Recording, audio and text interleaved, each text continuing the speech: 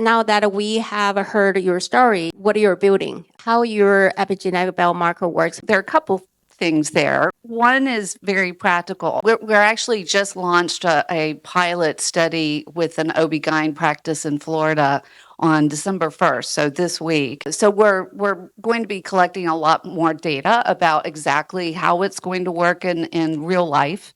But the idea is that a woman can get a blood test in the third trimester. If she's at elevated risk, they can then put into place a plan on preventing the development of postpartum depression. And that can be starting a medication, it can be being referred for psychotherapy, it can mean having more support for that woman at home. Her partner can know he needs to take more time off than previously planned, etc. So it's a very practical approach. And then women who test for low risk, we recommend that they continue monitoring for symptoms, because not everybody that develops postpartum depression has this biomarker in them. It's just that a majority do. What's interesting about the biomarker is that it is also present in women who have premenstrual dysphoric disorder.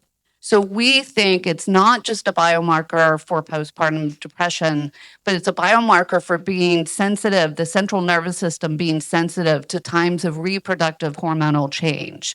And this is actually, in my research, I think this is part of the reason why women have double the rate of depression compared to men, is because we are subjected to regular hormonal changes, and there's a central nervous system sensitivity that my biomarker test is picking up.